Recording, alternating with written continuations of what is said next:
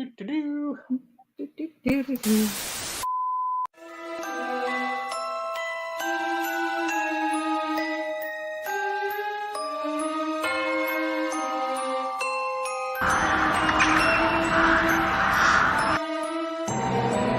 Steve Van Samson, Curtis M. Lawson, Paul Christian Glenn, Joshua Rex, Raz, Rob Smith.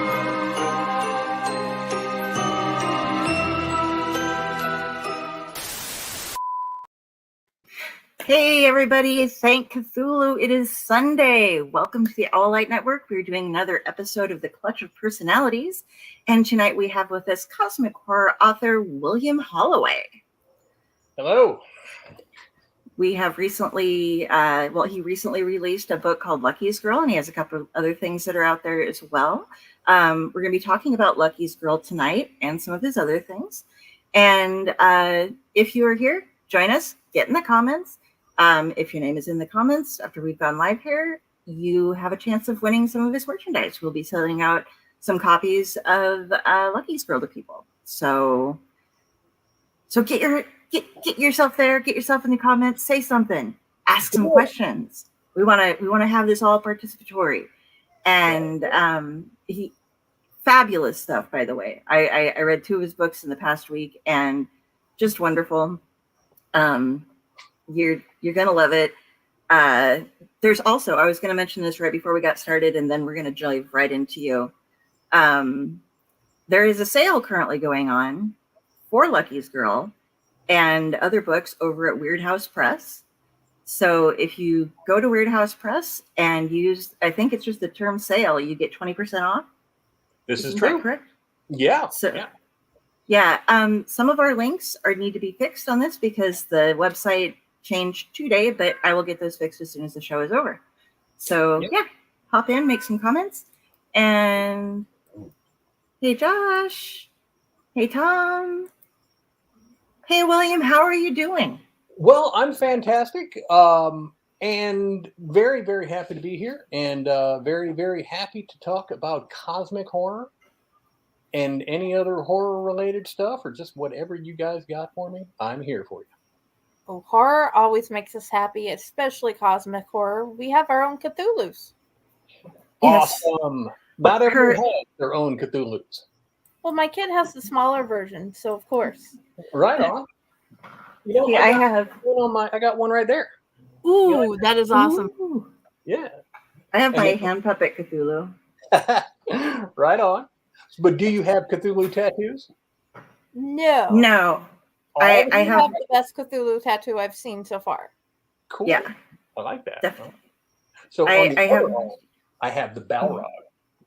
I don't know if you can see that. Ooh, yeah, there's the Balrog. Let's actually do it. Here, go up close on that. Yeah, you like that? Oh, yeah. Show us the Cthulhu one again while we got you up close here. That's right, right there. Oh, nice. Yeah. It is not actually Cthulhu. It's a mind flare, but up close in the face, it's kind of the same idea. Just give him wings. Yeah.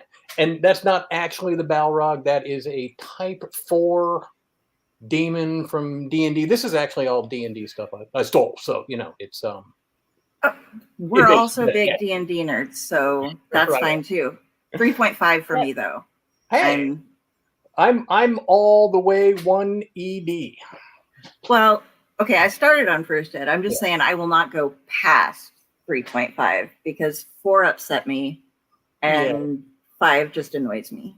So well, I mean, truth be told, I have not actually played D&D myself since the 80s. But it's I still read the books and love the artwork. So, Hey, Stefan, we froze? Hi, Stefan. Stefan is awesome too. We got all these awesome people that watch us. We're gonna give a shout out Tom there at Brill Pro. He does a great show too.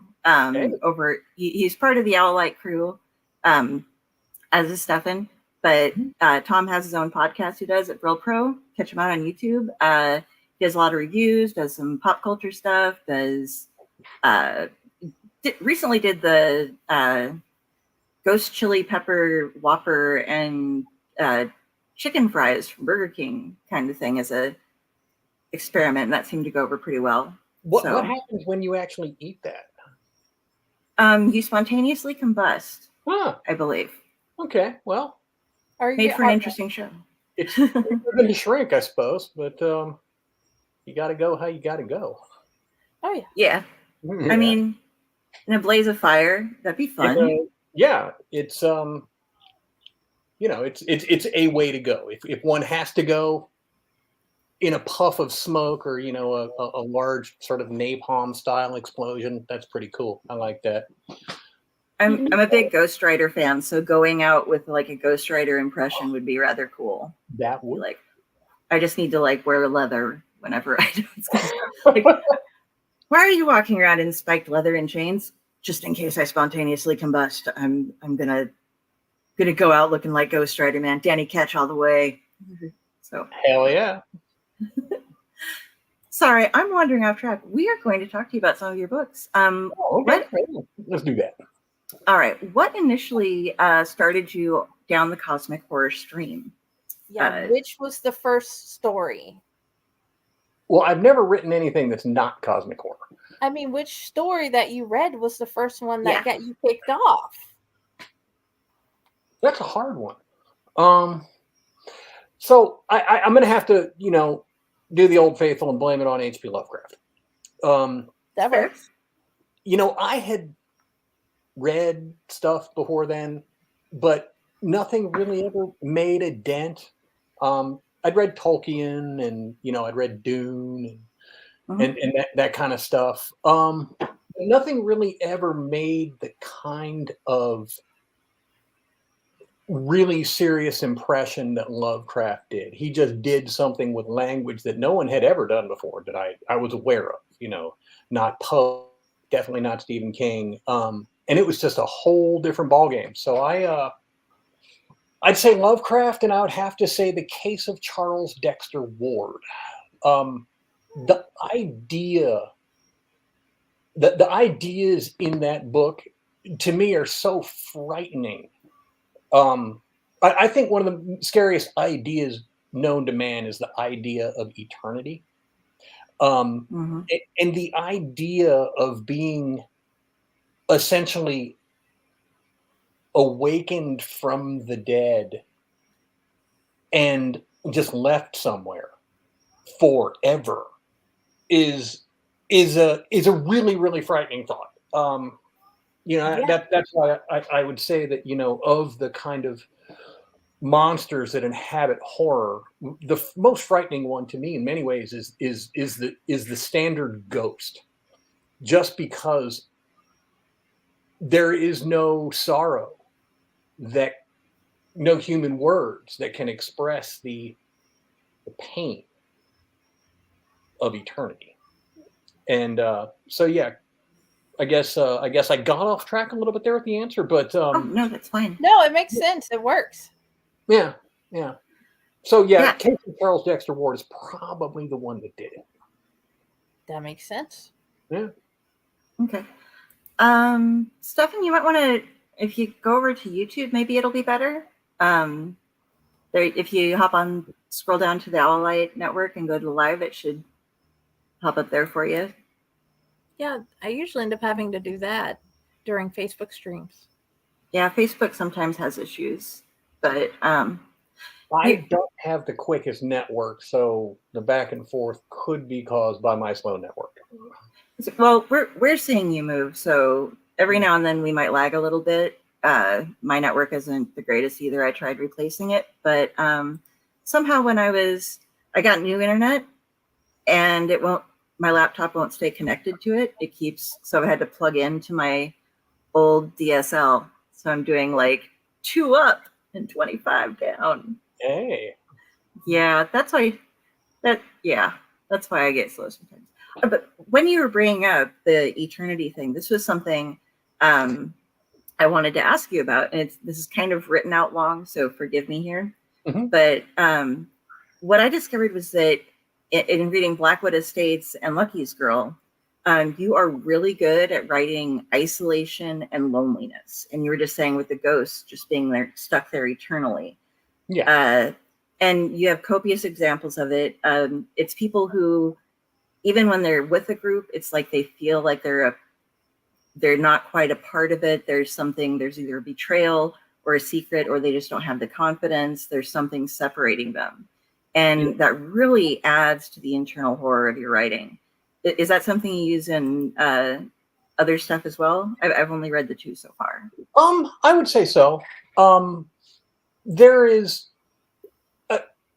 I would say that, without a real investment in characters, writing is kind of meaningless. And that's, one problem I have with a lot of horror writing that happens these days is there's almost no character development. And I don't care how nasty their death was. If I don't care about that person, it doesn't register with me. And the thing is, you really have to care about the people, that you're reading. And that's not going to matter. And you can try to put all your care out there that you want. But if the writer is not giving you a character that you can care about, it's just ain't going to happen. So I do my best to write characters that feel as real as they can and that do face the real tragedies of the real world. Yeah, I'm the character. Feel that in Lucky. I'm sorry, what? I could feel that in Lucky, how Houston had failed him and how everything had failed him. Lucky, I would say that one of the things about Lucky that I would say that people, I think, relate to is that there is this fact in life that you can do everything right and you can still just get your ass handed to you in ways that can't even be summed up with words. And Kenny in that book, he's a composite of some guys I know, and so is Phil in Blackwood Estates. Okay. And you again, it's all about character. It's all about development of character, and you've got to actually care, and they've got to care. And that's what I think makes for writing that actually moves you in any way, shape, or form. I am sorry about all the stuff with the glasses. It's fine. If it's bothering you, do whatever you need to do. It's just I'm sitting over here thinking because Kenny starts out in a job that a lot of my family is working in. They work offshore on rigs. And having talked to them as long as I have and being in Texas, it's a matter of I can see how all of that can impact him. Oh, God. I mean, that poor guy. I mean, I think that some people have said that I kind of actually go too hard on some of my characters, I mean, that's, yeah. I mean, it's like there's Kenny, poor guy. You threw the mountain at him. You didn't throw the rocks. You threw the entire mountain, like a piece of Appalachia, at him. Yeah, he got squished, and it's just there's as a parent, you try and you try and you try in life, but sometimes it doesn't matter what you did or didn't do. You are still just gonna be a fucking skid mark, and it's just a hard truth of life. I mean, obviously fictional aspects, but this is there as well. Well, seeing the way that you write your parenting and watching how they observe their children, and then also looking from the children's perspectives, at least in Lucky's Girl, you get to see more from the children's perspective. Like when there's this realization that my dad is a human. My dad isn't just the person, I can hate my dad for not being a good dad, but holy shit, my dad is a good human. Yeah. So I guess he was trying, I just never understood it. And but that separation between them all too, because if there's not much that hurts more as a parent than when your kid's just like, fuck you, you know? Yeah. When they say, I hate you. Yeah. And it's not like you did anything wrong. They just don't. I hate you. And and you can have the best of intentions and everything planned out perfectly and still just fucking incinerate. And it's usually something that has nothing to do with you even. You're just somebody that they can yell at because you're a parent. You're supposed to take it. And I don't think it's ever really, well, I mean, it's intentionally angry, but I don't think a lot of kids intentionally do it to be harmful. They don't understand that parents are people. Yeah, they don't understand the impact that it's going to have. I mean, yeah, they're like, oh, tomorrow they'll give me allowance, you know? Yeah. I mean, they also don't get that, you know, after you get to a certain age, you don't bounce anymore. You just kind of hit the ground and go splat. And that's, you know, that's what happened to poor old Kenny. Splat. I'm going to pop up these real quick. Stefan says, what's up? Hey, how you doing, man? He has a Necronomicon tattoo. Very cool. That right there, I gotta admire that. That's a good one. Oh, Stefan's great. He's a good horror author too, and publisher. Right. And he publishes some cosmic horror as well. So very cool. There we go. Yes, I am in some of it. Very good. But so yeah, so that I loved all that, the isolation of the characters, and even with the big tree in this, it was isolated through a huge period of time. And that's when you're saying eternity, that's a God who has been isolated and is doing their best to reach out. And that was something else I wanted to ask you about. Was Lucky just that, what was it that made, this is going to sound weird to people who haven't read it yet, but read it, ignore this little part.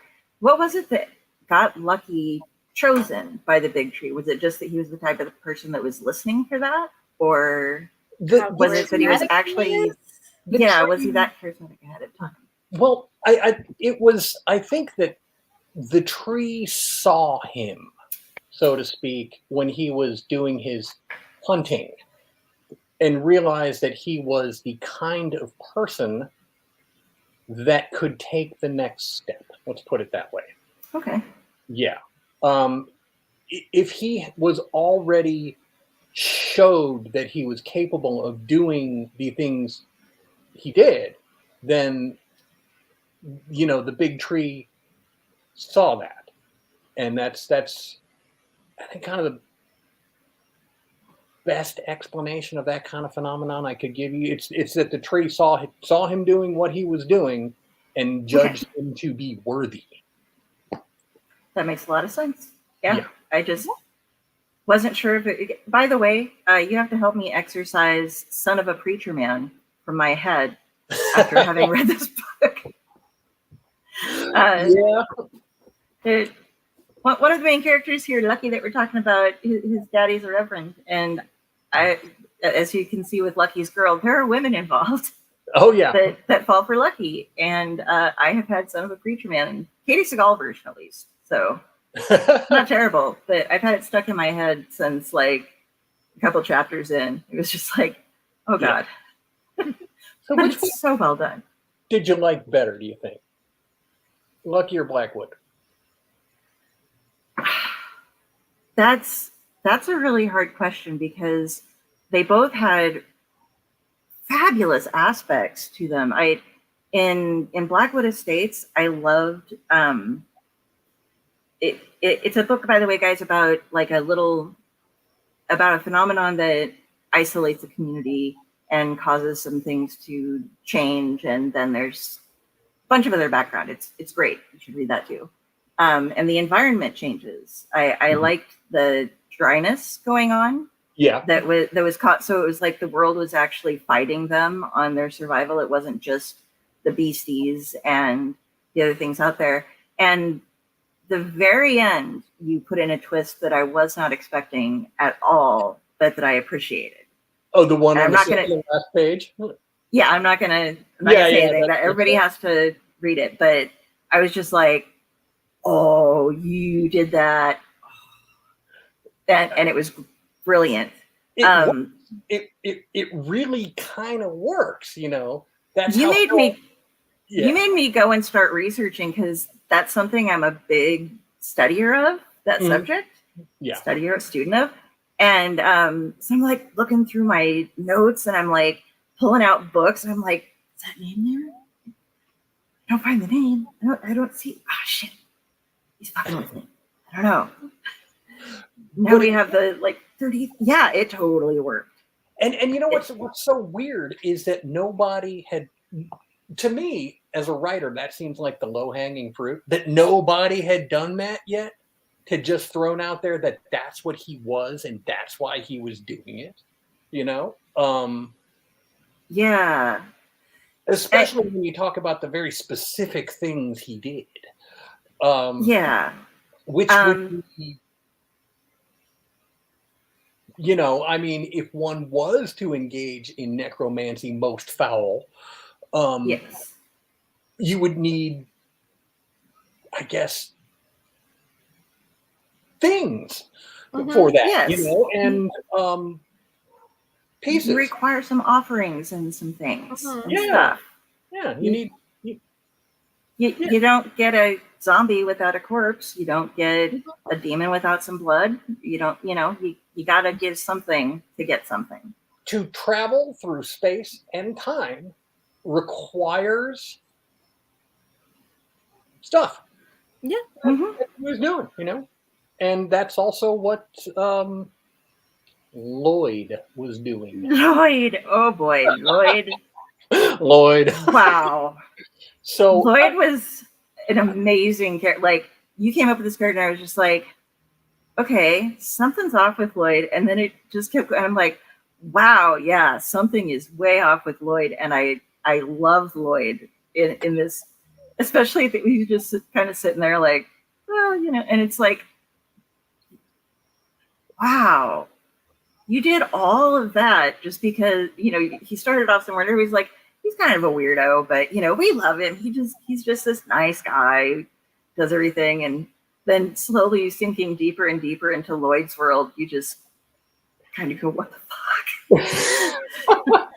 Well, you know, I mean, Lloyd. Please don't tell me you knew a Lloyd. That would be weird. Well, God, how it's like every line of decency, you know. How do you exactly do you, without doing spoilers and without, you know, breaking all laws of decency, explain Lloyd? So Lloyd's story is actually a true story. Oh. Don't make me spit my wine. So wow. This is not necessary to read the book or to understand, but people always get a kick out of it. So I lived in a neighborhood in Houston that was, shall we say, a grimy neighborhood. Either of y'all from Houston? Been there, not from there. Okay. I'm Nebraska. Oh, okay. So there's a neighborhood there that, let us just say, gives itself over to all manner of vice. And there was a particular establishment there that was of that variety, which gives itself over to vice. And apparently they had a little party there that went a little bit too far one time. And they ended up with a dead person. And they had to dispose of the dead person, so they put him in a barrel of acid in the back of a, you know, in the storage room of this nightclub, and they didn't realize that it would release this kind of cloud of gas, and that's how they would get caught with this dissolving body in a barrel full of acid. Basic chemistry, folks. I Yeah. mean, if you're gonna kill somebody and hide the body, ask a horror author. Yeah, don't use acid in your nightclub. So that's how they got found for killing that dude. And how they killed him was what they talk about in the book with the what happened to Lloyd. So yeah, that's Okay. so there is actually quite a bit of an element of truth to Lloyd. Okay. And I would say that Lloyd is definitely the most Clive Barker character I've ever read. And when all Yeah. this was happening was when I was in my Clive Barker phase at about age 17. So I was probably reading Wee World or Great and Secret Show Great and is what Secret it reminds me of. Yeah. So, but yeah, so Lloyd is not actually a complete fabrication. Okay. Yeah. That if you could see, I have Barker. A little bit of Bradbury, some Ramsey Campbell. I've got all sorts of stuff over here, but it's just like stacks of. That brings me to my my question about Lucky. Your views on charisma is on point. Yeah. I loved you telling about how the presidents, Obama and Bush, are very charismatic people. Was there a person or a group of people that you had based him on? So I think that I'll say yes to that. That for whatever reason, there's I don't know if it's universal, if everybody's got one person like that they just can't say no to. That it's like they have a fucking remote control, and they can just hit the button and you'll say yes. And that's the thing about Lucky. That's what Lucky is. He is an ultra charismatic person who has a borderline supernatural aspect to it. That town that Elton and what lives on the island there. Mm-hmm. Now you can attribute it to that, but it doesn't really matter. It's whether or not that is caused by that, or he was just already a supernaturally charismatic guy, because he talked about how his father and his grandfather had been tent revival guys in the South, actually holding serpents and doing the whole thing. Yeah. Maybe they already had it. Maybe some of that came from Grove Island.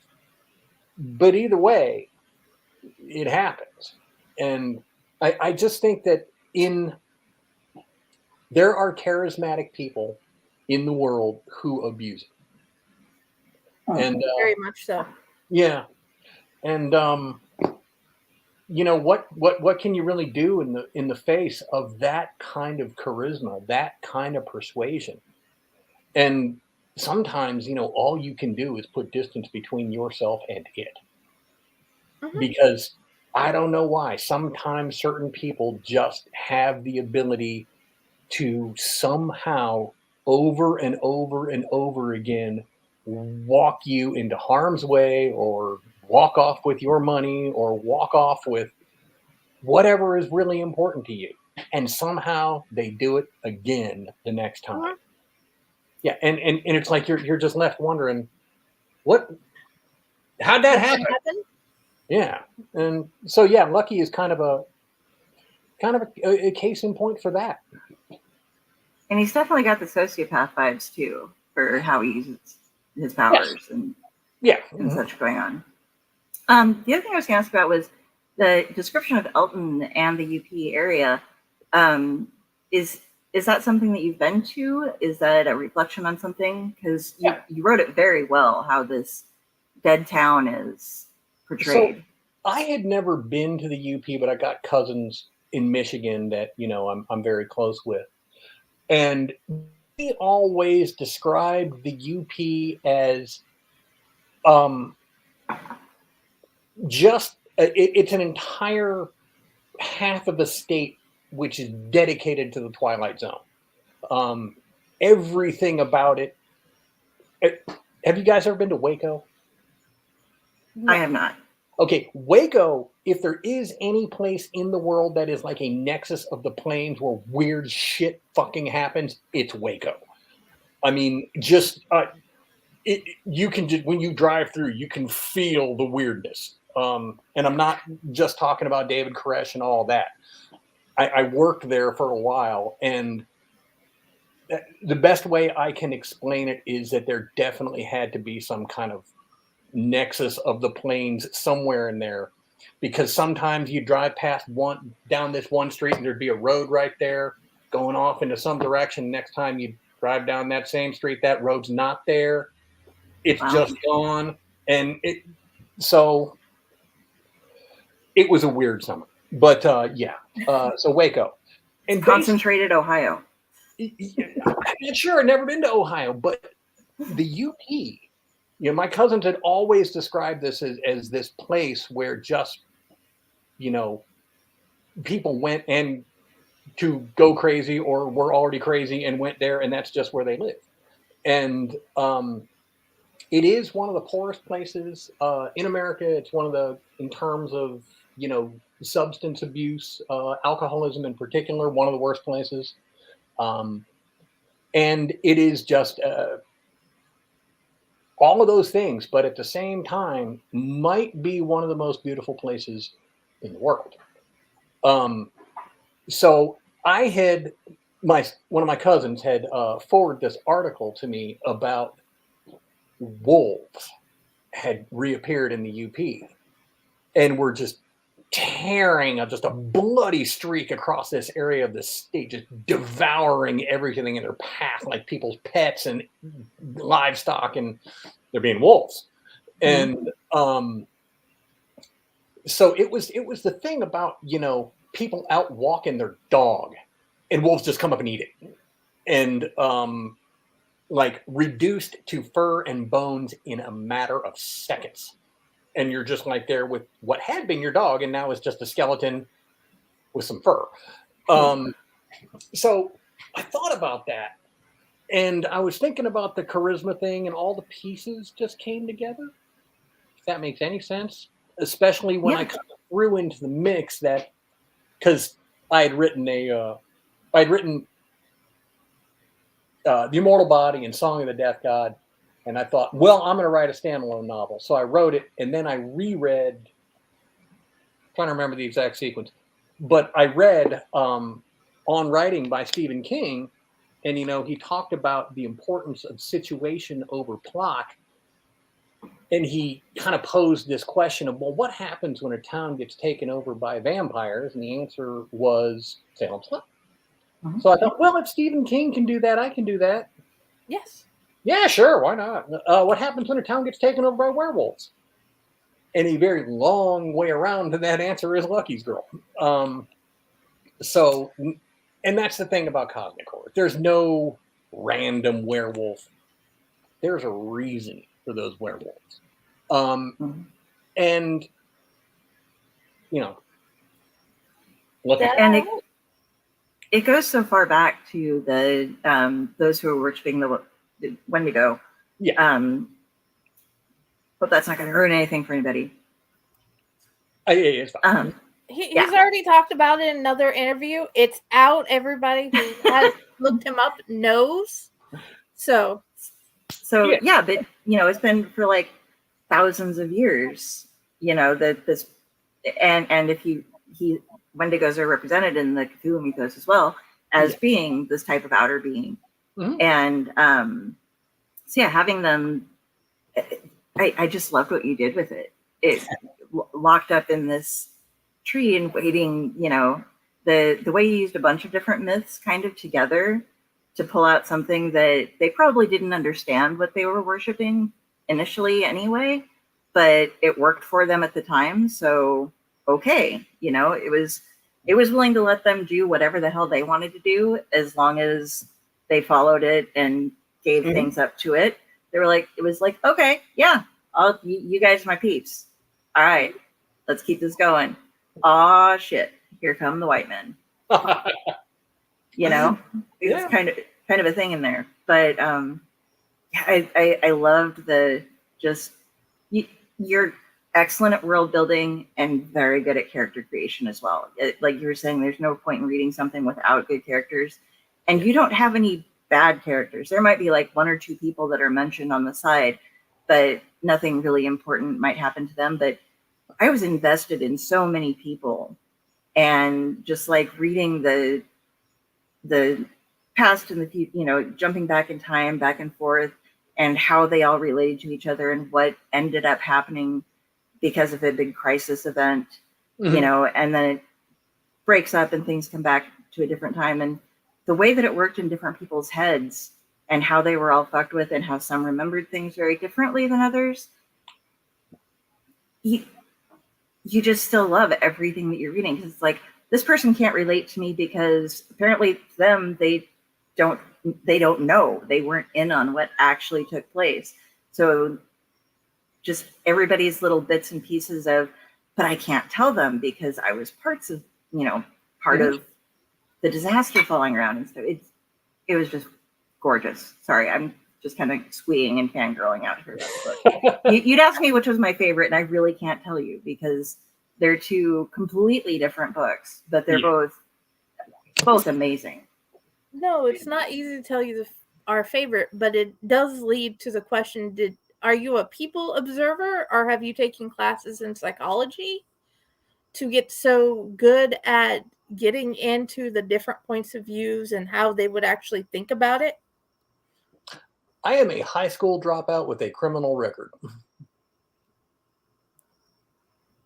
So you're a people observer, and I'm a people person. Yeah, well, that's the only reason why I would say that, because you're really good at getting into their point of view, because they each have very wildly different ideas of why the thing happened. Yeah. And it takes some thought to keep it all straight. It does. Now, one thing is, I'm not going to, say that this was all me. And this is going to sound a little bit iffy, metaphysical, whatever, but Stephen King says it too, so I'm going to get away with it. I think sometimes when you're writing a story, you're not writing a story, you're sort of dictating it as it plays out on some level somewhere. I don't know how those connections happen. I don't feel like I'm right enough to actually have made them happen myself. I feel like I'm just watching a movie and dictating what I see. Yeah. Yeah. Terry Pratchett has a very similar thing about there are some people out there, there are ideas that just fly through the world constantly, and a lot of people they just don't hit. And then there are those people who attract them and they hit them and they just have to get them out. They have to get them done because stories want to be told,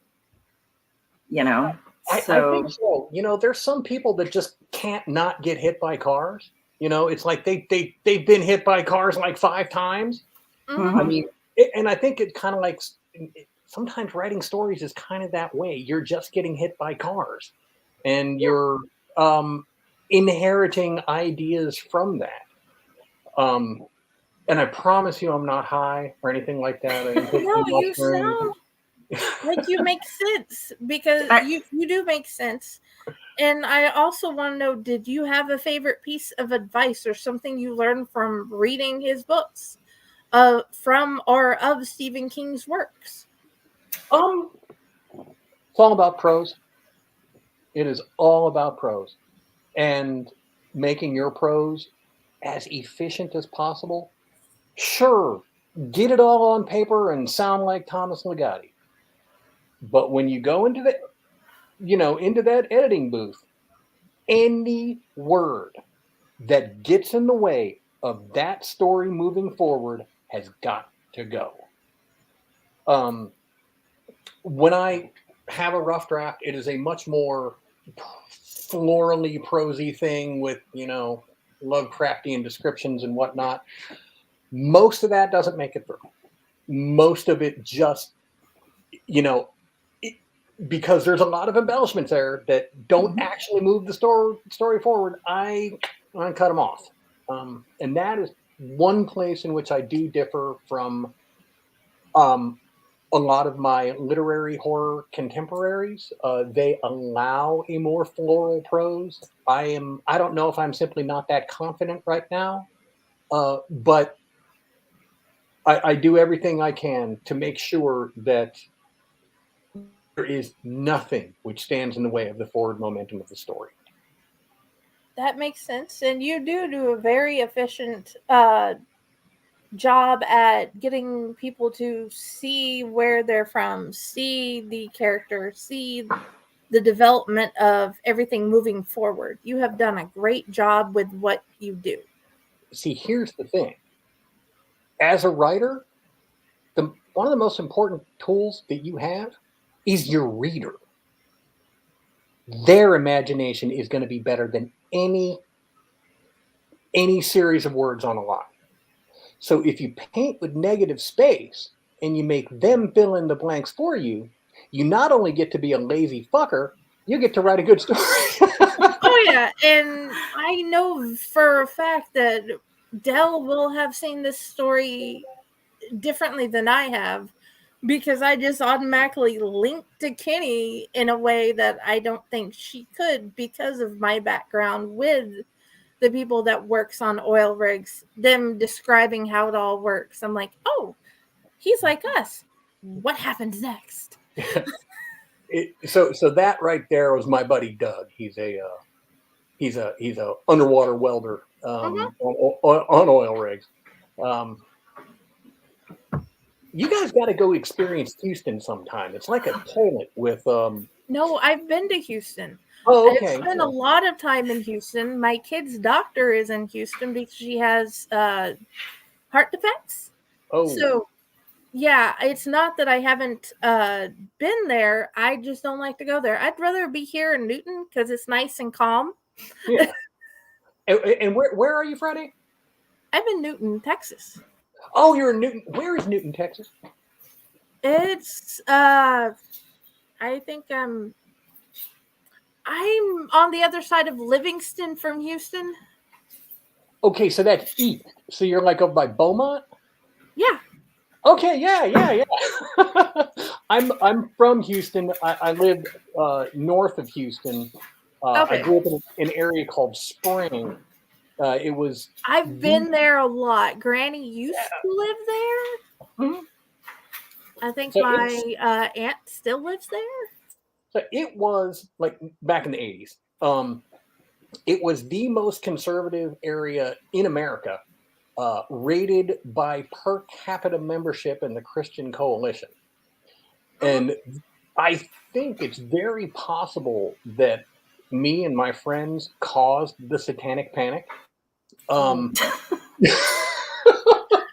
That's something we haven't heard on here before. So No. it's Elaborate, please. Yeah, so we want to know. It's like it's 1987, and the dude with dyed black hair and the Slayer shirt, is like walking through the woods looking for something. I was walking through the woods trying to find those Satanists that everyone had told me about. But I think everyone was actually talking about me. So I may have. And also, I was a teenager, so there was some, and it was the 80s. That's always a perfect excuse for any sort of sociopathic behavior. Definitely. It was the 80s. So, so I think I may have caused the Satanic Panic. Not sure. But anything's possible. Anything's possible. I mean, we were really convinced that there was like a cabal of Satanists and that one day we would catch them. Mm-hmm. But the cabal of Satanists was probably us. So y'all walking around dressed as you would be, and everybody mistakes what's actually happening for what was happening. What they think was happening. Yeah, I get the idea. It does make sense. Yeah. And were you disappointed that that this is going to sound really bad, but after I read like Go Ask Alice, and I, watched Mazes and Monsters and all of those other things, and had, been exposed to. We aren't really the Bible Belt, but I think we might hold a record on how many billboards that are like anti-abortion in a one stretch of area, and different things where it was like, aren't I supposed to check every sticker and something for acid? And isn't there, there's supposed to be drugs and Satanists everywhere. I don't see any. I'm out. Yeah, I was like you. I'm like, what are they? And it was just like, oh no, this doesn't happen. Like, I've grown up. I still haven't stepped in quicksand. Neither have I. Yeah, I never did find that.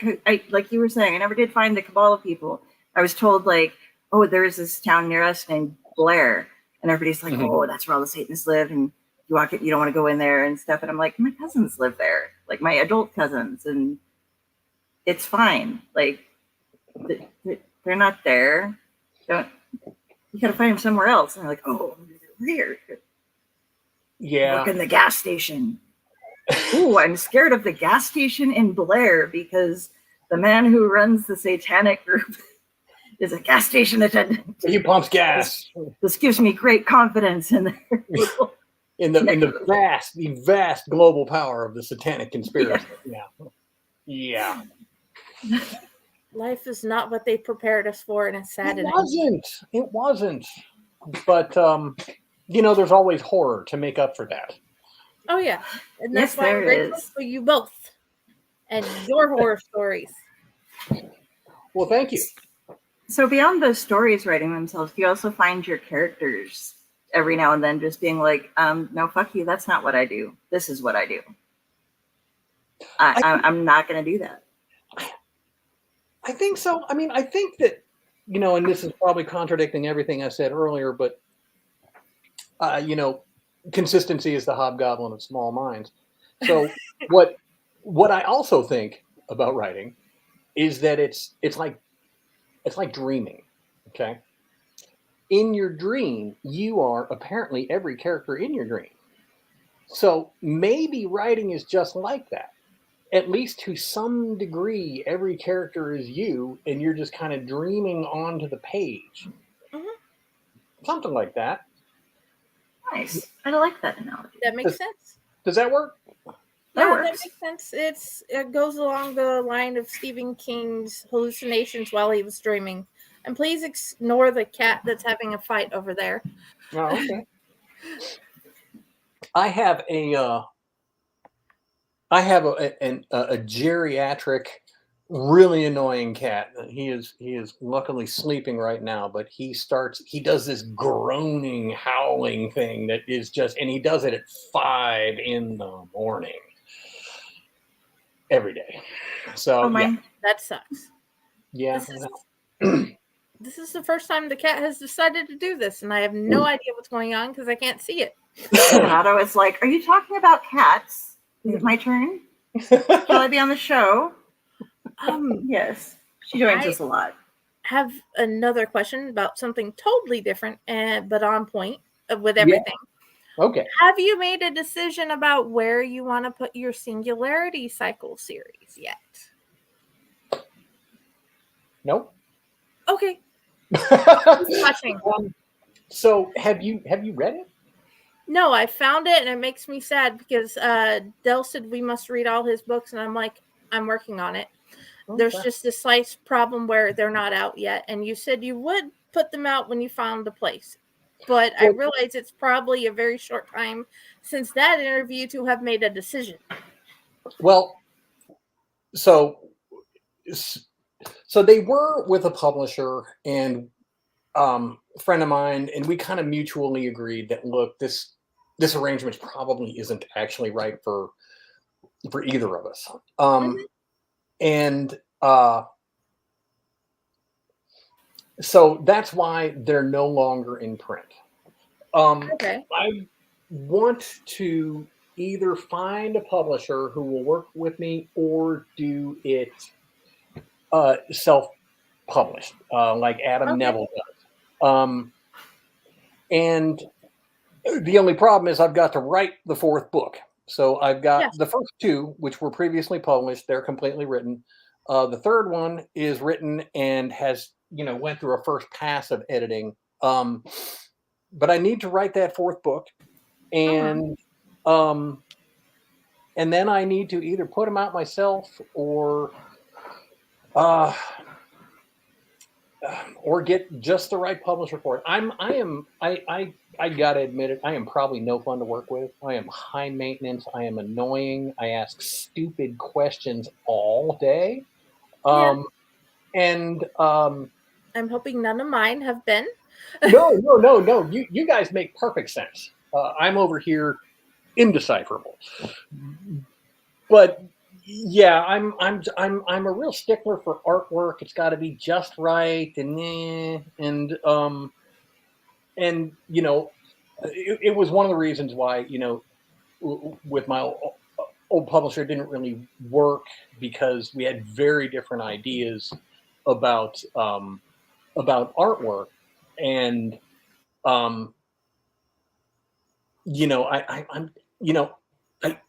I hate the term, but I'm kind of art school when it comes to that. As much as no art school would accept me, I'm a little bit art school when it comes to the cover art on my books. It's just got to be a certain way. It's got to have it's got to. And that's one thing I'm really happy about. Weird House is they allowed the artwork, and I found that piece of art, and I had to have it. I tracked down the artist in Russia, and I got it, and had to wire money to a bank in Turkey, and it was weird, but either way. But yeah, it's to me, a book has got to be not just a book. It's kind of got to be an art object for it to really, really, grab me. I don't even read Thomas Ligotti, and I still bought the super duper edition. I haven't even taken it out of the thing. I just bought it anyways because it looks cool. Maybe one day I'll really start to get Ligotti, but I bought a book cover 2 or 3 years ago that I still have the artist holding on. I got all the rights for it, but I haven't finished the book for it yet. So I know exactly. You see something, you're like, I must own this. This is mine. Yeah. And various artists that I've seen since that, I'm like, they're the only person that could possibly do justice to this particular story or thing. So I'm going to have to get that if I can. And so I have to save a lot of money because I know how much artists charge. But I'm willing to pay that because it has to be that way, It has to. So hang on one second. So I don't know if it'll show up on the camera. I'll try to show you. I can zoom in on you. Yes. And for everybody, forgive the little background noises I have going on. I have somebody walking in and out. So can you see this guy right here? Yes. Okay, so this is the immortal body. I actually kind of came up with the concept for the artwork myself. And I had an artist here in town, a guy named John Zig. He's a death metal artist. Did that for me. And I don't have with me right now an example of what the artwork for Song of the Death God looks like, but I found a black metal artist in Europe who did that. And what's really cool is that he kind of went on to become pretty famous. Like, are you familiar with a band called Ghost? No. I've heard of them, but I'm not experienced in them. If that makes, I listen. Yeah, he does the artwork for Ghost, which is it's a big band in Europe, and also like Behemoth, and I think he's done Watain, if you're familiar with Watain. These are black metal bands. But yeah, he did all that, and it is really cool. But it's like the previous publisher is like, this is an art project, dude. you need to have we need to have some artwork on there that people understand. So, which I completely get his point, because I am very, very high maintenance and, like I said, annoying, and I'm just a stickler for things. And long way of saying that it will be out hopefully this year, at least the first 3 books, and that's my hope. I don't know if it'll be with a publisher, or if it'll be self-pubbed. I could self-pub The Immortal Body and Song of the Death God probably tomorrow, but I want to have everything kind of situated that I put the first 2 and the 3rd one out at the same time to generate buzz for the 4th one and generate demand for it, and that. Is that So that right there is the artist. It was the artwork that went with for the previous publisher. Let me see if I can find an example of this real quick. Sorry, it took me a second to transfer from my phone to the computer.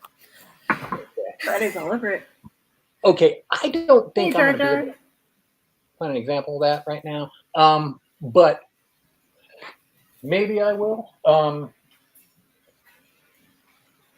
It sounds like they're doing you good at Weird House, though.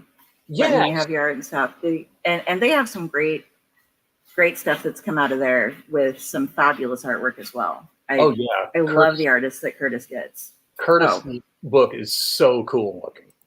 Yeah. That is so cool looking. And the fact that they've got Donald Tyson roster, that's the guy that, like, I hadn't written anything in 10 years. And then I read Al Hazred by Donald Tyson, and then I just started writing. And it's one I haven't checked out yet from there. You constantly will see on my feed, now that we're friends, like, look what showed up in the mail today, and there'll be a different publisher thing. But Weird House is one of the ones that shows up very frequently in my mailbox, because wow, they are awesome. They are awesome, and they have great taste. They got you. So yeah. Now, on that subject, Journal Stone. Journal Stone is published Blackwood Estates and The Abyssal Plane. Okay. So the artist for Blackwood, a guy named Don, he just, as far as I'm concerned, he just knocked it out of the park, and I had no idea he was going to do that good. I came up with this, like, sort of rough that looks like a 3-year-old drew it, because I'm really bad at drawing things, and I gave it to him, and he just did it. And I mean, maybe it's in poor taste when you realize what the Black Widow spider is all about, but you know what, man? He really, really knocked it out of the park with that. Did you guys like the Black Widows? I did. I don't know if, I was just like, wow. Okay, now they're nightmarish, and yeah. And for the Abyssal Plane, there's they got an artist named Mikio Murakami, I believe is his last name, and he did that Cthulhu, and I had just kind of thrown some rough ideas their way, and man, he just knocked it out of the park. So we're going to be doing another. That's a series. Going to be a series. nice. The Abyssal Plane. Well, the Relia cycle, rather.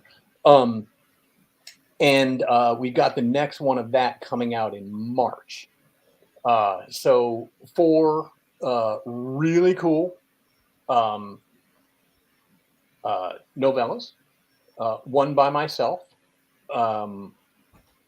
One by Curtis, and that's all I can say. But they are all done, and it is really going to be cool. We're, before we get that out, I will put out. I'm going to put another group of 4 writers together to do a 3rd one. So that'll be cool. And I'll audition. That's what I write. there are possibilities. So yeah, it's that's going to happen. So next year may be busy for me. It's just kind of depends on how the stars align. I've got a couple other books I'm working on right now, which, um, if they may have to write on my gravestone that I was way more ambitious than I am capable. But so I've got two books which are roughly halfway done. One is called "My Name Is Ruin," after the Gary Newman song, and the other one is called "Never Let Me Down Again," after the Depeche Mode song. Um, and those are definitely cosmic and some really off the wall ways in which they are cosmic. But I really do feel like it really does work. Yeah. But to say that these books are ambitious is probably an understatement. Yeah. I am fairly certain when it gets put out, the reviews will be like, this guy is like the dog that chases a car and actually caught it. So, what do you do when you actually you get a mouthful of bumper? You're like, oh, finally. And then the car takes off. So yeah, those two books are probably too ambitious for my own good. They're still worth doing. Oh yeah, I'm definitely gonna. I'll read them. Yeah. Yeah, I'm be getting some more stuff here. So I have to save up money. Oh my God. Since we started doing this and I've been meeting all of these new authors, and it's just been like, okay, what all can I get my hands on? What can I buy? What can I do? What can I afford to get in this format? What can I afford to get in this format? We're doing all this stuff. And I'm just like, okay, I cut back on buying books because I was like, okay, I'll get Kindle editions of most things. And then I'll just, instead of filling up my bookcases, which can't take it anymore, they're like literally sagging and dropping, and they have the books are out on the shelf. Then there's another row of books in front of those row of books, and the books are stacked on top of the rows of books. So and then I have the rows. Yeah, I have the multiple rows of rows, and then stacks, and then just stacks like over here and in my bedroom and in boxes all over the place. I have a lot of bookshelves. They just cannot hold. I have well over 1,000 books just hanging out. But my closet is starting to get full because I've been buying all of these like first edition lettered autographed copies by so-and-so that I take out and I like show them to people, and I take pictures of the autograph and I give them a smell and a hug, and then I put them back in the bubble wrap, buy the Kindle version to actually read, and then tuck them into my closet. Now I have this like pile in my closet of all these different books that I can't afford. Like I smoke, so I don't want them on my shelves, There's so, that. Yeah. So I'm waiting until I can afford to move out of here because I've been here for too long. But so I can get a place with bigger bookshelves and get some glass case shelves so I can display like all of the good books that I have, because I have everything from independent authors to some autographed Clive Barker stuff that's out. And it's like, yeah, I wasn't going to ever be the person that spent that much on a book, but it's like, it's only $150. Okay. PayPal lets me pay over payments. I can do that. So it's like, okay, that one book was my book budget for the next 2 months, but this month I can afford to get two from somebody else. Yeah. So my dad is a bibliophile. He had to build basically another house to keep his library. I love your dad already. Yeah. Yeah. Mine are in boxes in storage because I have to have the place for the people and not the books. So yeah, I don't have I people. totally get the idea. I have like 6 other people here I have to have a place for. So, and 3 of them I made. Yeah, I don't have people anymore, and I've decided that I'm pretty much better off on my own, because then I don't have people looking to put things in places where I need space for books or comics or something like that. Like, Right on. it's just, I mean, they aren't more important than the people so much, but they need better care than the people. Yeah. I'm kind of high maintenance too. Yeah. It's books and vinyl records, man. It's a religion. It's an expensive religion. I have one vinyl right now because I didn't have a record player, and Uncle Necro here on our network came up one time and he got me. He was going through a record store and he saw a symbol that he recognized, and it was one of the Wardruna albums. And so he picked that up for me, and then he brought it to me because we used to do pub nights. And he brought it to me with a Blu-ray record player. Oh. But I couldn't get it to work. So I have it like tucked up because it's a neat, like, I can never show off my tattoo because of the way it is, but it's the two ravens with the Wardruna symbol on them. I can't do it right. Wardruna, like the band Wardruna. Yeah, it's okay, cool. Yeah. It's the tattoo from their album cover for Kvetraven that came out during the pandemic. But that's one of the two tattoos that I have right now. And they're just really hard to show with the micro. I'm just going to take a picture of them and like put them in the notes and be like, my tattoo, ding, you know, and show everybody. Because I'm always like, this is the back of my arm. What do you think, guys? But I don't know, if I started collecting vinyl too, that would just. It's like a one-way ticket to like abysmal poverty, you know. I added comic books in again, and that's just been like, oh dear. Yeah. I've got so much bubble wrap in my house. Oh Lord. Yeah. Oh well, you know, I'm growing my hair out long enough. I'm going to sell it to make a wig so I can buy more books. Oh yeah. I have over 3.5 feet going here. Oh wow. Yeah, it's a joke we used to have that my hair has its own contract with the network because it has to be the hair. I got get rid of all mine, so it all works. Right on. Basically I grow my hair out till it's long, and then I shave my head, and I do it again and shave it again, and it's been kind of going on that way for about 20 years now. You know. Well, you have quite the dapper photo though for your author photo. Do you like that? Yes. Yeah, I'm going to pull it up here real quick. Cool. It made me think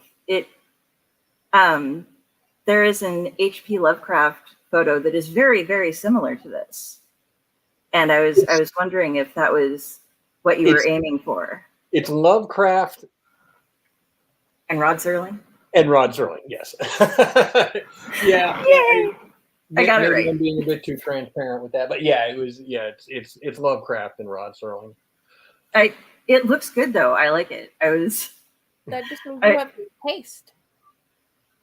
Now I forgot his name. I'm gonna have to. I said it earlier, so. I mean, because you reminded me in that picture of somebody, a specific actor, and it's the guy who played Sylar on Heroes, and he was also he plays Spock right now in the newer stuff. Darn it. Zachary Quinto. Really? Yeah, that's what that picture reminds me of. It's got a bit of his, like the way he looked when he played Sylar. That's cool. I never thought about it. So that, yeah, I was like, okay, we're gonna meet Jeffrey Quinto. Right on. I like that. So that dude is definitely cooler than I am. So that's cool. No, you guys are about on the same level. We see his on the screen. We get to read yours on our Kindle. So okay, it levels out. And hug them and put them in our closet, for I'll take it. Sure. for future display. Did you use your charisma when you were playing D&D? And what was your favorite character to play? Well, I'm trying to remember. I mean, I was like in probably the 4th grade. Wow, that far back? Oh yeah, this Nice.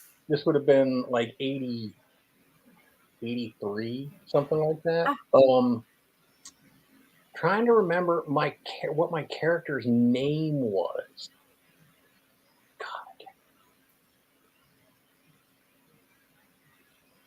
Well, that's just ridiculous. You're a terrible nerd. I know. I mean, in the last 12 years, so it was easier to remember. Luminara. Yeah. See, I'm not really a very good nerd when it comes down. I mean, if there's like a nerd like chart, I'm sure check different boxes than others. Yeah, I mean, but it's like, do I There's really have a Lovecraftian nerd? Have you ever been able to pick out H.P. Lovecraft fans just by speaking to them for like 10 minutes out of like somebody you've never met before? Because like this is weird. Some of them give it away like in the first couple seconds. I live in Lincoln, Nebraska, and this happened to me once. I was at one of my local bars, and there were some people in from out of town, and we'd all stepped outside. You could smoke in there, but we'd all stepped outside just to get some air and have a smoke. And there were a couple of guys that were from out on the East Coast, and we were talking for just a very short period of time. And literature, none of that was brought up. And I was just like, "You're an H.P. Lovecraft fan, aren't you?" And they were just like, "Yeah, how did you know?" And they like were from Salem, and it was just like, they're like, we don't really talk about it that much there. It's kind of frowned upon in some circles. It's like, it's odd. You'd think it would be looked up upon since he was from that area. But I mean, I guess, depending on the love the art, hate the artist, or forgive the art, whatever you do, some of his views kind of thing. That might have been what it was they were talking about, which at that point I wasn't that aware of all of that, but go on. I'm sorry. I interrupted. I'm asking a question, then I interrupt you as you're trying to answer it. Some of the Lovecraft nerds give it away like right up front. I've worked for pretty much the last 20 years at software companies, and there is a certain kind of nerd that works at these kinds of companies that there's no dressing them up and taking them out. They are just nerds. And they'll tell you, like, they'll use the first sentence contains the phrase "the Great Cthulhu" or something like that, and they're wearing a kilt, and I know these people so well. Yeah, I count them as my friends. Well, software companies, man. It's there was this article that came out like a couple of years back that talked about why women don't want to work at certain companies, and it was literally because of guys like that. It was just that's like my dream job. Like if I knew what the fuck I was doing. I'm with my people. I have found my tribe. Right. But we nerds, we are the exception. We shall inherit the earth, or at least chilies, I don't know, something. These are the things that live deep, deep, deep down in the ocean. We get those. You get those. I don't want chilies. I'm okay without chilies. Oh, yeah. The deep sea creatures, those of the absolute dark. Yes. Yeah. Those are way back. I've had to change it because somehow it got hacked and found out. And so this is utterly ridiculous. But my password to a lot of things, and I can say it now because it is no longer my password things, but it was with various numbers and characters substituted into it. Kill them all and let Cthulhu sort it out. Awesome. So that was people wouldn't guess probably the right letters and numbers or whatever to put in it, but it was like, I can't believe I had to give up that password because I was alerted that somebody figured it out. It takes a certain type of person to figure that out, though. Yeah, it was like you've had somebody log. I'm like, what? How the hell did they do that?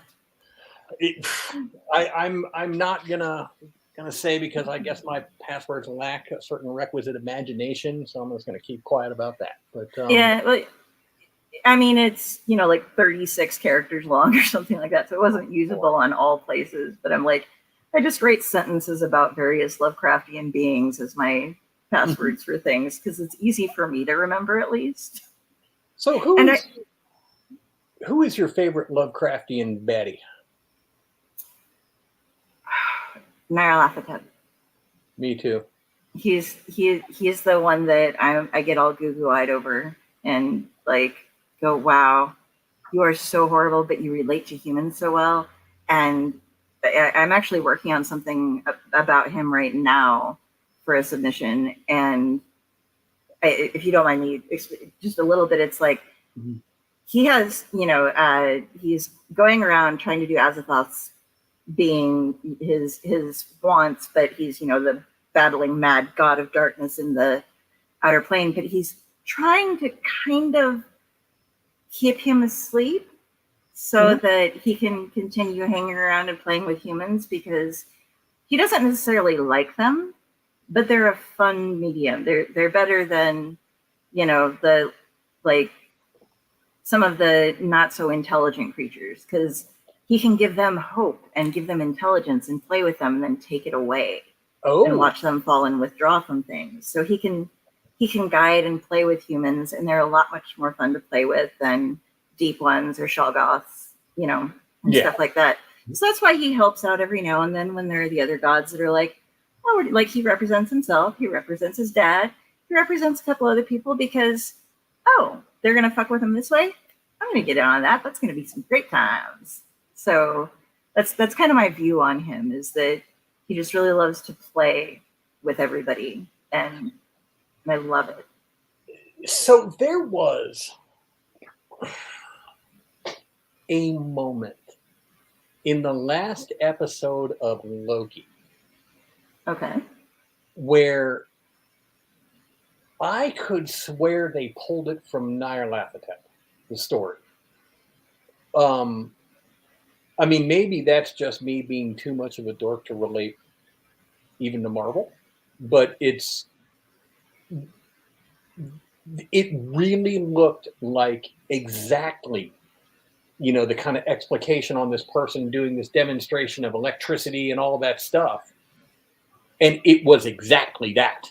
And the audience not knowing what to do with what they saw. And so it makes me think they pulled that straight from Nyarlathotep. But I'll have to watch the new Rockstar very video. We'll see. Did you see it? No, not yet. I'm just saying it's very possible with Loki. He does all sorts of interesting things. Oh, God. Loki's my favorite. Best superhero ever. Yes. Yeah. And they cross worlds a lot in there. And I love, now how do you pronounce, I used to pronounce it, and it's partially because it worked out in some really weird poetry that I was doing. I was doing limericks and Cthulhu haiku for a while. And so I called it Arlia. But you call it Railia? Or how did you pronounce it? I mean, like, we're all guessing at this point, I think. But how do you say it? It's, you'd probably have to ask like ST Joshi or somebody like that to really know for sure. But I just say Relaya. Relaya. Okay. I mean, also like doing the like, or how they have the oh really things with the owl, or it's ORLY. I like putting up a Cthulhu with that. Oh, Relaya. All right. Yeah. Now, you've mentioned him, and he's been mentioned by a couple people. In fact, I was listening to, I've been listening to some of Curtis's audio stuff because there was a huge sale on Audible that Friday alerted us to, where a bunch of his stuff, the audiobooks, were on sale. And so were the, you know how you can add the narration on the Whispersync or whatever on Kindle.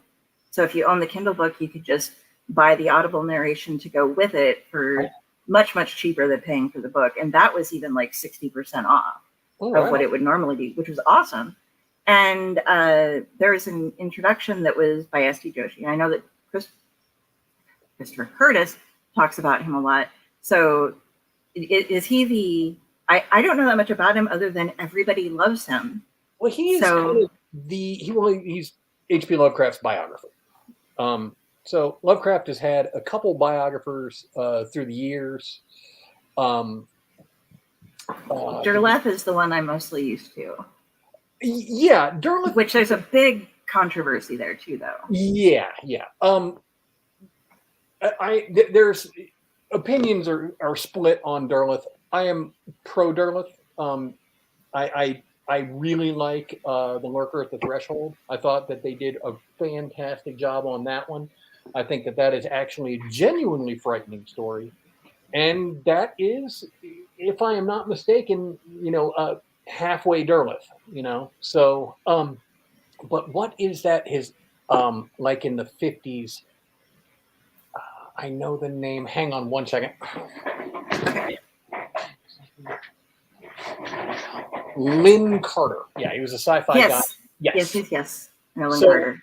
First it was Lynn Carter, and Lynn Carter passed away, and then now it's S.T. Joshi. And Joshi is he's like a legit academic scholar and all that. And he's the guy who actually knows how to pronounce things.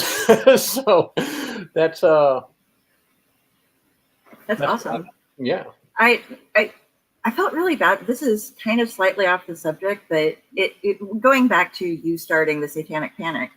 There was a gentleman on Reddit once, and it was a high school English teacher who had set out assignments for somebody for his class, high school level class, and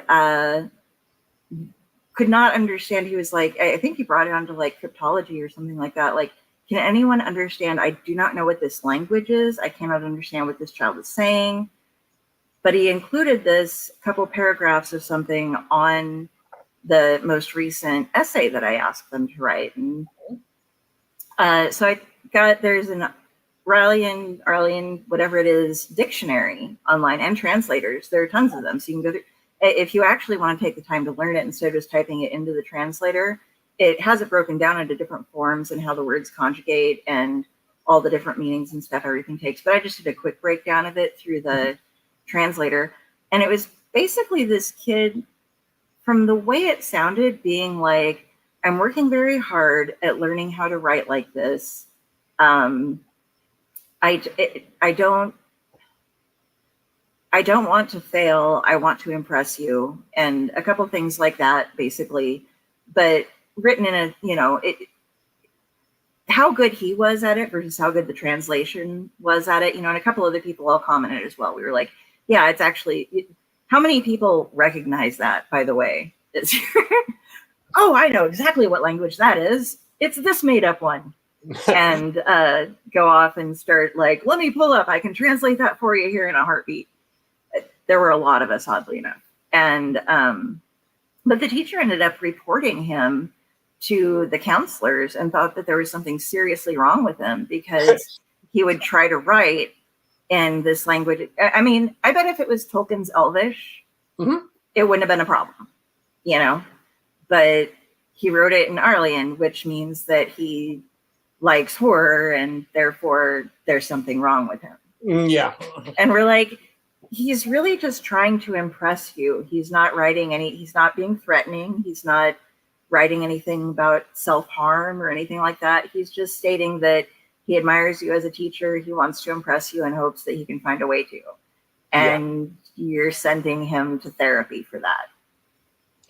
So that kind of sucks. And that's current day thing?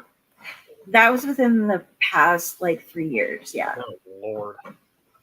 I can't remember exactly when, but it was during, So I was just like, man. That's because there's a difference between being full Trekkie and knowing Legion and Klingon and what we do. Yeah. And that is why we're bad, but they're not. But it's the same thing. It's the same thing. Klaatu, Verada, Nikto is a universal. And it's weird. It's like people say, "Oh, sci-fi, fantasy, good, wholesome." Tolkien, C.S. Lewis, good. I'm sorry, but Tolkien clearly fucking read Lovecraft. Clearly. I don't know if C.S. Lewis did, but I think C.S. Lewis, he was very obsessed with his version of Jesus. Yeah, but I also think that he also had a very, very cool surrealist thing about him as well. And and when they were writing, things were. I am not insulting him. I read the books in school, got in trouble for reading the books, but there's a difference between having the thought of him being obsessed with the idea and seeing it as a bad thing. Right. Because I'm not saying his views on any of his work on how he put it out there was wrong, but also why it's different is bad. Yeah. It's kind of hard to differentiate between which was more controversial of him to do between the Screwtape letters and what happened with Susan. And at the very end of the Chronicles of Narnia, because and Gaiman actually wrote a story about it, and it was called like The Trouble with Susan or something like that. And you're gonna have to refresh my memory because it's been a long. Okay, the four Pevensey children that were the first High Kings and High Queens of Narnia. Yeah. When they grow up, in the end, there is a train wreck, and Peter, Edmund, and Lucy all go on to Aslan's, the above and beyond, and Susan doesn't die, but she is no longer, and she is no longer a friend of Narnia because she got interested in lipstick and nylons and boys. And so it's a very okay, is he trying to say that just because she was, having, and I'm getting into a discussion here I probably shouldn't have gone too far, I won't go too far into, but because she was experiencing the normal things that a girl her age goes through and the temptations and things, it's not, I'm sure if you'd given her a choice, she would have chosen, but she wasn't given the option. It was just, she liked those things, therefore she was no longer a friend of Narnia. But it could be some kind of sexist thing, but on the other hand, it could be kind of a digression on that she became mundane in the sense of the term, she became of the world, Yeah. Mundane meaning, the world. Yeah. She became too into earth. So yeah. It's maybe it's that she, in parlance of today, is that she sold out. Mm-hmm. On the other hand, he could have just been being kind of a sexist jerk, but or some sort of warning that just went wrong and didn't really work out, but he left it in anyway because he didn't stick the landing. Most people would accept it. Yeah. Those were, I grew up, I was reading those when I was 5. I loved those books, and then got older and older and read more and more and more of his stuff. It's, I agree that I think a lot of authors, even if they don't care for it, I think most authors since his time have at least read some Lovecraft just to get the experience of it and to understand what particular pull it has, because it definitely has that weird draw. And even if they don't incorporate it so much into their own writing, they need to understand what it is, what cosmic horror is, that eternal thing, the aloneness thing. Curtis writes, I'm saying that you write a lot. You have the eternal, the loneliness, the emptiness. Curtis writes a lot about the unbeing of things that want to take form but can't. The the unness of stuff is Yeah. one of the things that I really enjoy about a lot of his writing. Things that are shifting and trying to become. Blackheart's Boys Choir That's what I'm listening to right now. is just a brilliant. It's like Clive Barker worthy material, and it is just so off the wall, so unexpected, so out of the blue that would be the premise of your horror novel. But he knocks it out of the park with that. That man is an artist. Oh, we had him on to talk about that. Guys, we're going to be fixing all the links since Weird House just updated, but very soon we will have all the Weird House links fixed again on our website and on the YouTube, and you can look up. We did kind of interview him partially about that, and have links to that for him as well. But Blackheart Boys Choir was fabulous. Yeah, and I'm listening to the Audible version, which I never did before because I'd read the book, and I listen to different audio things at night, and the way he has designed the way it goes audibly, because there's Lucien's main point of view. Yeah. There's Lucien's hallucinations. There's musical stuff going on, and there's regular story. And the way that the Audible has it going is there's the voices of the people. There's Lucien's main voice. There's an echo set back voice of everything that he's hallucinating or imagining going on that jumps back and forth between what's really going on, and it'll pop in and out. And then there are strains of music that will just pop in here and there. It's gorgeous. I've never heard anything like it. I'm just like, wow, this is crazy. Like I usually listen to something to fall asleep to, and I don't fall asleep because I'm like, okay, I've read this book. I know everything about this book, but I want to hear how they did it this way. It's great. Do you have anything out on Audible, by the way? Yes, The Abyssal Plane is out there on Audible. Awesome. Yeah, as far as I know, that is the only thing, though. The only thing I found on Audible of yours, yes. But usually, if you're put on Audible, you know about it ahead of time. I that's the only one I know about. If there's other stuff out there, I don't know.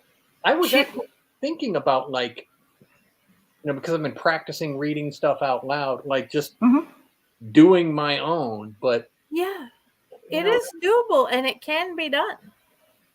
And plenty of authors have rocked their writing on Audible.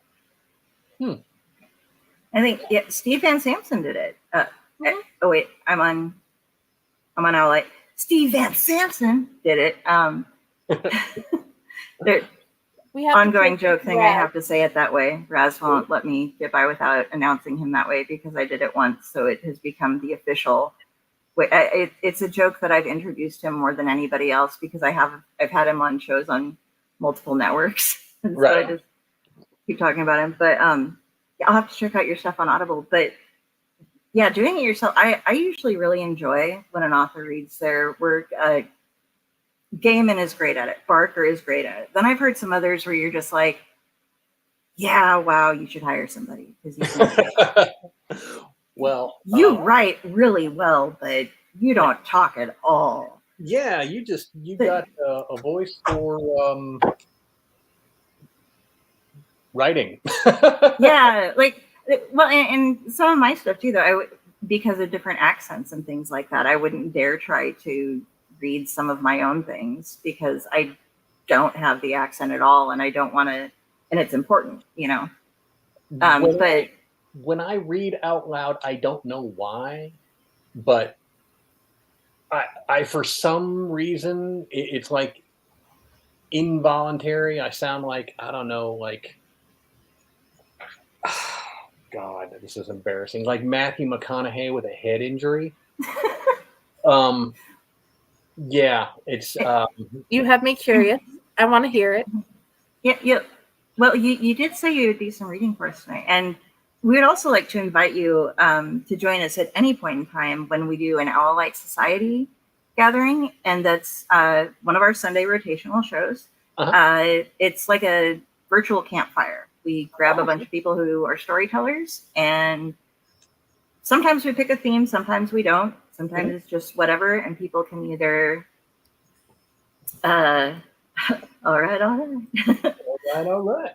We both had the same idea at the same time. we're clicking. But yes, and it's you can either read something or read something of your own. If there's something very important to you that's in the public domain that you want to share, you can do that. Otherwise, you can also just tell stories. We've had a lot of people just tell real stories of what's happened to them. But if you'd like to join us, you are more than welcome. We love having people on to tell stories. Okay, well, I am flipping between what just happened there. Okay, that wasn't supposed to happen, but it did. So let me see if I can switch this thing back. We'll see. If I get disconnected, I am so sorry. I don't know what malign spirits have appropriated my gear, but we're about to find out. All right. How would that even work? Okay, just one more moment. Okay. Let me know when you're ready, because I'm going to zoom on you, because we do cuts of these afterwards, and that way people can watch just the reading part if they feel like just hearing stories. So. Okay. So I have two things I could read from here. I'll just go with I'll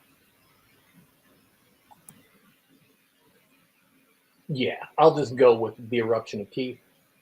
Okay. As the reading, it's a little bit longer. It's probably going to be about 10, 15 minutes. Is that okay? That is wonderful. When do you want me to start? Now would be perfect. All righty. And forgive me, I haven't really done this before, but this is my first shot at this sort of thing. So we'll just see how it works. All right. About 2 weeks later, on the I-10 headed west through Texas towards Fort Stockton, about 50 miles past Junction, Stephen found the tiny town of Saldano. This town must have been something more important in the past, like so many other little places, unimportant enough for a marker on a map. There was a big truck stop on the interstate and a road behind it with a little sign that said Saldano, 1 mile. That's where the planchette pointed. But a half a mile in, he knew he was late party. An old red Camino impaled an equally old station wagon, a tan Caprice Classic. His mom drove one back when he was a kid. Crouched down to look at the elderly Hispanic men dead behind the wheel of the Caprice Classic, probably in his 70s, wearing nothing but his underwear, a shotgun on the passenger side floor, shells strewn about. A huge black circular bruise covered his chest. He wasn't wearing his seatbelt when the El Camino hit, and the force crushed him against the steering wheel. He walked over to the El Camino to find an equally old Hispanic woman, face a mass of blood, head caved in, a spider web spreading from the point where her forehead met the windshield, a hairy knot of scalp stuck to the center. The contents of her purse lay around the front seat and floor. Stephen reached in his pocket for a bandana and took her driver's license from the wallet in her lap. Hortensia Chavez, born 1958. A little picture showed a little old Hispanic couple sitting on a little love seat. The man in the El Camino was her husband, Roberto. They had a son named Victor, smiling in Marine Corps blue, waving from the deck of a big gray ship. A daughter named Myra, married to a smiling man in a cowboy hat with 3 little kids in church clothes. Roberto, Hortensia, Myra, and husband smiling with a Catholic priest holding a crying baby at a baptism. He looked down the road toward Saldano. He looked back to the direction he came in. No procession of cop cars in the distance, just the highway and the giant blue Texas sky. Tiny sob shook his chest. A tiny sob shook his chest. These people had been happy. They were poor, dirt poor, but they were happy, or they had been. He got in his truck and drove in, just a junction of Farm Road and Main Street. There was an old-fashioned gas station with a single pump. He pulled to the edge of the parking lot and let it idle. He turned the key and the engine stopped. He rolled down the window. Nothing. He couldn't hear that horrible ringing, grinding static noise he'd heard in Blanton, that same sound the Fed had asked him about. There were few trees out here heading into West Texas, and it was daytime, so no lights in the trees. kept one eye on the glass front door of the gas station, reached behind his seat and pulled out the chessboard and placed the planchette and compass next to it. The planchette vibrated, then rotated. The compass went haywire and set on north. The planchette pointed east. Whatever happened in the tiny town of Saldana was over. Stephen swallowed hard and steeled himself. He crossed the parking lot to the glass door of the gas station. Just 2 old freezers and a couple rack of daily goods. It had been looted. Stephen nodded. That was the best approximation. He'd seen pictures of looted stores during rioting in big cities, and that's what matched. Somehow in Saldana, the one store had been looted. They took all the alcohol and shot the teenage boy behind the counter. And then they wrote a message on the floor in his blood for their posterity. Manuel Cuellar traja el diablo. He thought about it and tried to translate. It said, roughly, Manuel Cuellar brought the devil. Is the boy behind the counter Manuel Cuellar? Stephen took a deep breath and walked behind the counter, crouching down and rolling the boy over for the wallet in his back pocket, covering his fingers with the bandana. No, this boy is named David Garza. He looked into a display case of cigarettes. About half of those have been looted too. Alcohol and cigarettes. What mindless mobs seek. Stephen Wilder had never even considered mobs forming up in little towns like Blanton, Georgia, or Saldana, Texas. Not until very recently. He looked to the phone, and yes, there was a phone book. These didn't get much use these days, but maybe it was different in tiny little towns. The old Main Street had seen better days. Just 2 blocks of old, square, red brick buildings. There was even a little old movie theater. None had been occupied in decades. Not even an antique shop. This was not that sort of small town. 2 or 3 streets paralleled Main Street, mostly empty lots. Few old houses, few dilapidated trailers. About half seemed inhabited. The second street back had just 4 trailers, all recently occupied, but not a soul to be seen. The third belonged to David and Patricia Cuellar. Stephen suspected the leg sticking out of a patch of scrubby bushes belonged to Patricia. He steeled himself and got out of his truck and walked over to the bushes. She'd been shot through the back and landed face down. Her hands were tied behind her with a cruel arrangement of Christmas lights.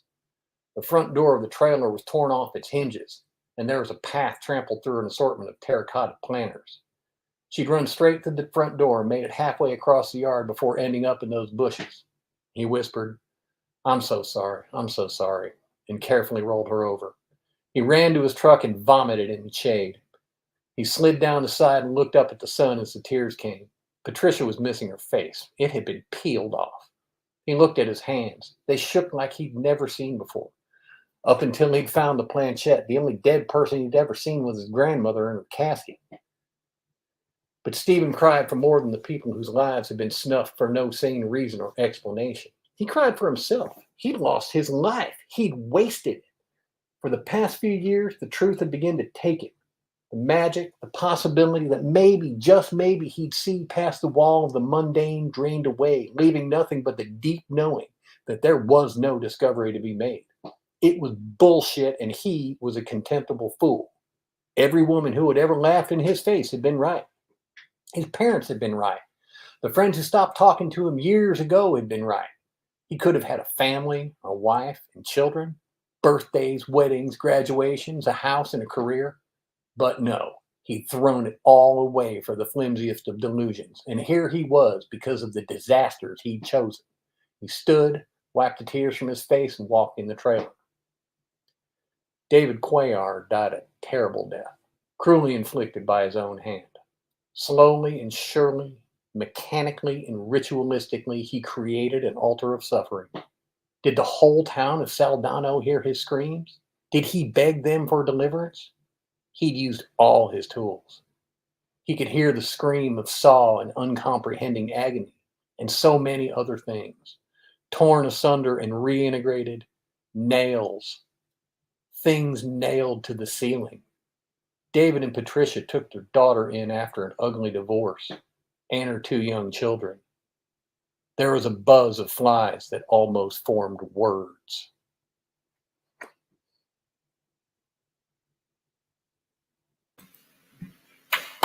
Bravo, sir. And where can we find this? Oh, this isn't yet. This is not yet. This is not yet. This is a story called The Eruption of Teeth. which I might change to 1,000 Miles from Nowhere, like the Dwight Yoakam song. Sounds great. So this one is sort of the big bad in it is could be sort of interpreted as a incarnation manifestation of Nyarlathotep. You never really know because there isn't fuck all you can do about it anyways. So, and I never use the word Nyarlathotep. But I think some people may derive that from this, that the Black Hat Man is Nyarlathotep. That's a nod. Yes. Not certain. Not an entirely. This is who it is, because there's also the Shadow Black Hat Man, But is there something else called a Black Hat Man? Yeah, there's the Shadow People. One of the most famous and most seen is the one who wears. I don't know that he's the Black Hat Man, but since they're all Shadow People, he wears a hat. Two versions of the Black Hat Man. One that's tall, shadowy, and you don't generally interact with, and the short one with teeth that actually leaves bite marks. Okay, are these like what happens when you smoke DMT? No, these have been seen by millions of people around the world. It's one of those things. They tie it into, a lot of times they will try to tie it in with sleep paralysis. Yeah. But it's weird that so many millions of people have the exact same vision during their sleep paralysis, even if they've never heard of it before. They'll go in and describe this, and it's like, oh yeah, well, that's your sleep paralysis. And somebody was like, what if sleep paralysis is just an excuse for those? I mean, we don't know. Apparently there's also similar things that happen when you smoke DMT, like large, like when you go too far, like you have gone too far, you actually apparently meet the elves and the aliens and shit. So I've never done it myself, but I'd sure like to try. I'm the idiot here. What's DMT? I don't even know. It's a hallucinogen. It's a very, very, very powerful hallucinogen. It's like, but it's not like acid that lasts 12 hours. It's like you smoke it and you go straight up for like 15 minutes and you come straight down. So it's a temporary trip. Yeah, it's like 30 minutes. Okay. And apparently it's like 100 times more powerful than LSD. And you get rocked hard. Yeah. Okay. I'd love to try that. That's all. we were talking about this before, and it was like, yeah, don't mention this, but you just remind. One of my favorite things ever was one of my friends who was a really straight-laced guy. He played D&D with us, but other than that, he was like the kind of a square, you'd say, in most things. And we were all going around one night, and we were talking about we'd gotten done gaming, and we were all drinking a little bit, and we were like, so what would you do if you won if you won the lottery, if you won a couple $1 million, what would you do? And he's like, oh, I'd buy a house. I'd get all these different things and stuff. And he's like, heroin. I'd just rent a hotel room and have a nurse sitting by so that if something happened, they could get me off of it. But I'd like to try it really, really safely. And they're like, fair, I guess. Fair? If you're like, I want to try it, but I'm going to make sure that I have medical help immediately available to me, and that I don't, and I just want to do it the one time. I don't want to, start doing it again. I was like, that's the weirdest answer to that question I have ever heard. I mean, you don't need $1 million to try heroin. It's you could just go shoot up at the ER. People do it all the time. Oh, that's horrible. But yeah. So that there's a Walmart right across the freeway from where I live, and the parking lot is just full of syringes. Wow. Lovely stuff, right? Oh yeah. My apartment was and this is gonna sound horrible. Mm-hmm. The noise that you guys might have heard, I was trying to mute it, was someone coming in and out and helping move some things that I can't lift.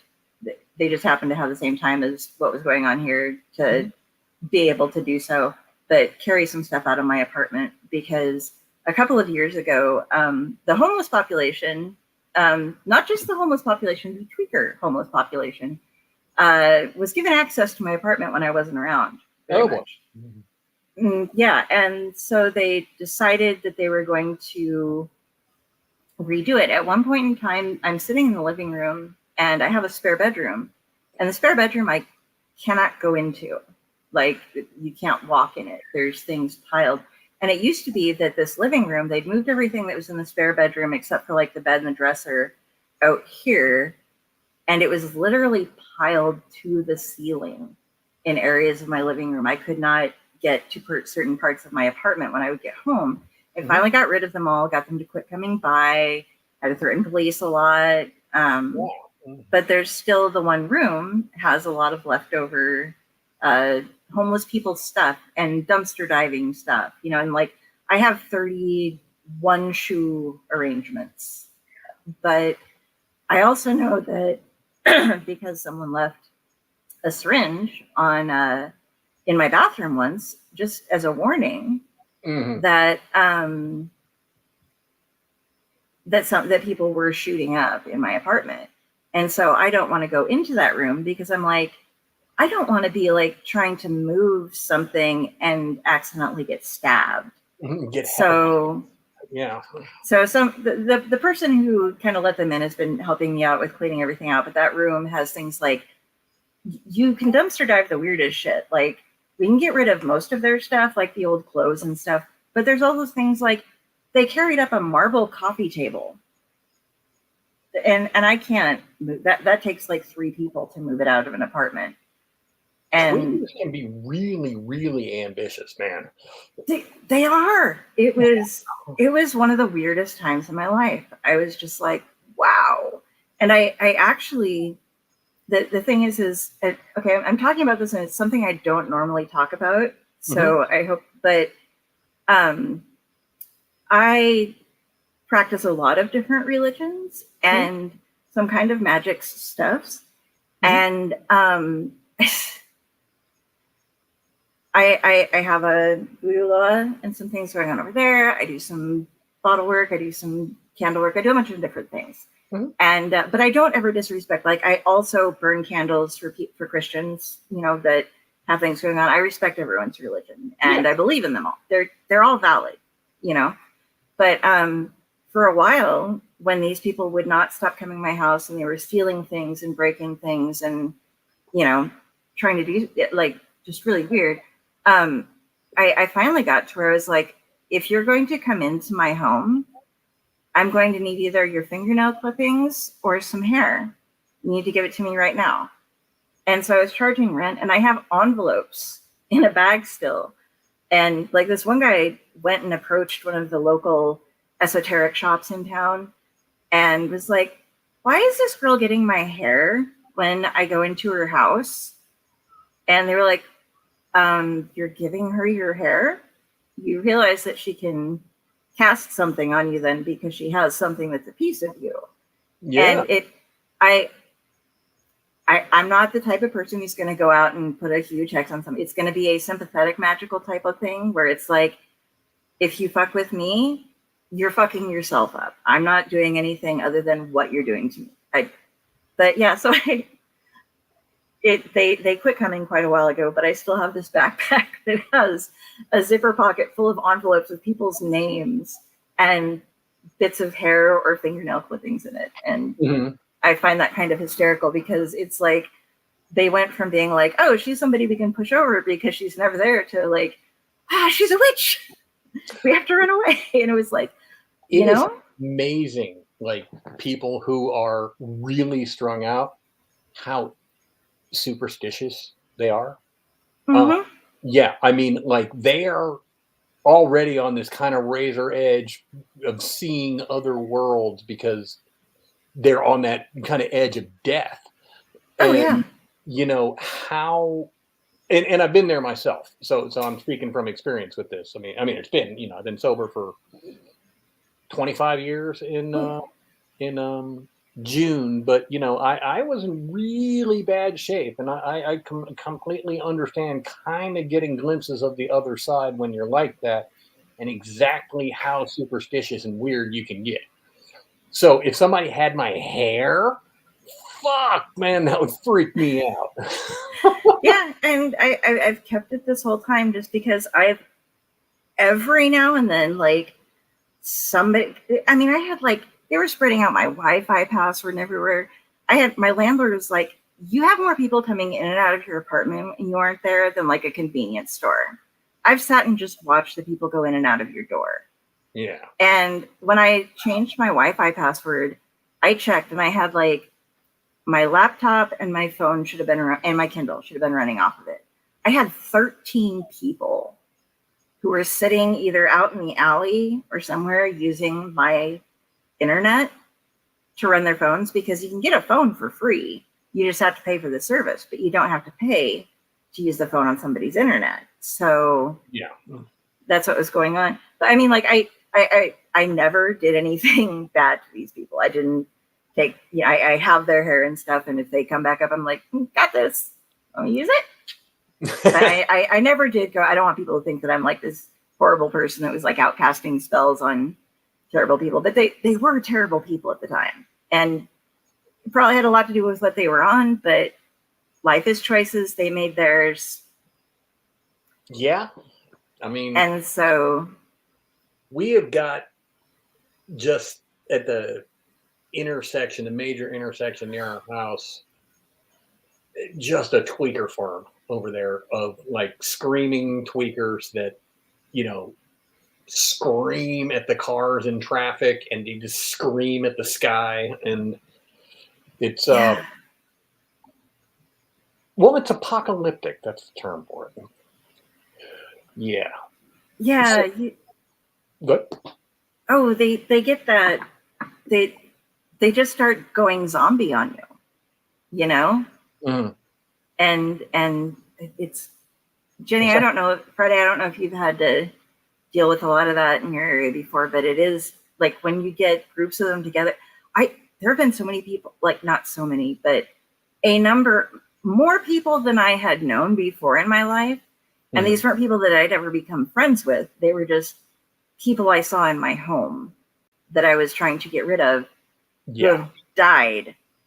Like, since that happened, then people I just knew in life that died. And they were all violent deaths of some sort. Yeah. No, I haven't. I grew up around a whole lot of mental health issues like bipolar, schizophrenia, kleptomania. So more than likely, my dad and my mom and an uncle, whenever they had adopted us, tried to keep us away from the drug population, so to speak. That's good.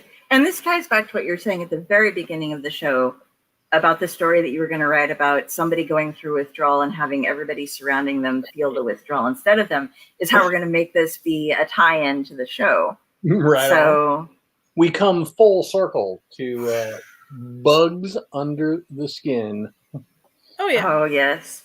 Yes. And we're just about to hit the 2-hour mark, too. Hey. So, you know, I don't know about y'all, but I do have to go. Okay. That's why I'm saying we're hitting the 2-hour mark. We should probably do our outro and say goodnight. Okay. Yeah. So, where? Thank you, guys. Oh. Before we do that, you Thank guys you. are awesome. You're very gracious to have me on. You're very patient with my dumb shit. And we enjoyed every single bit of talking to you. We enjoyed seeing the man behind the stories. And it is more fun to talk with you than it was to actually hear your other interviews. And I love those. That's cool. Yes. We hope to have you back. Well, I will come back anytime you want. if you want me to come on that other thing where we read, I can do that. Okay. And where do you like to have people interact with you? And what all do you want to promote right now? Here's your moment to tell people, here's how to find me. Here's how to talk to me. Here's what you need to read of mine. How do we stalk you? And we do have links up. So the only way you actually can contact me is on Facebook. I don't have an author page. I just have my own personal page. But you can friend me on Facebook. You can ask me questions. You can talk to me. We can hang out on Facebook. All right. And as far as Lucky's Girl is available right now on Amazon, as well as the Weird House Press, which is currently having a sale as they move their new website. Yeah, and if you want the ultra super duper edition, right now is the time to get it because it's 20% off, and that costs an arm and a leg. So if you want to, part with one of those limbs at this point, at some point, it's a good time to do it right now. You can only give up half of it, kind of. You get to keep part of the stub, Mm-hmm. Oh, and speaking of, if you have time for just a second, sure. Jenny and I are both doing things. I'm going to do the giveaway thing real quick. Okay, cool. Okay, so we've had some people watching. I'm going to do 2 giveaways for Lucky's Girl, and we have 8 people that have typed in chat. I need to present my screen. So give me I should have done this ahead of time. I didn't. It's a bad me. Here we go. Love you just the way you are. Let me know when to hit play. Okay. 1, 2, 3, go. Hello, kiddos. It's time to spin the wheel of merch. But remember, this time there's no cheating. Yay! And we got Stefan as the first winner. Woohoo! Now, Stefan. Go down to the epic one for this one, and this will be the second one. Okay. All ready?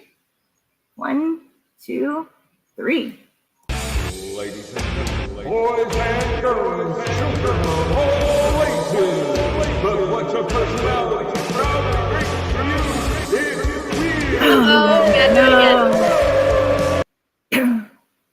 Now you have to play the cheater for epic. Okay. I said no cheating. Cheater. Now we'll have to eat ya. Okay. Let's try it again. Redoing All epic. Right. Let's do the last one, Marvin. Marvin? Okay. Yep. 1, 2, 3. Get ready, pathetic humans. It is time to spin the wheel of merch. If you cheat, I will destroy your world with my giant laser. Yay! All right. So, yeah, we got Tom Dog and Stefan won. Woo-hoo. I will be getting those out to you guys in just a little bit as soon as I get off of the show tonight. And for me, by the way, with catching up on people, this host body belongs to Carrie Sanders. That's Kari. If you look me up on Facebook, all of my links are there.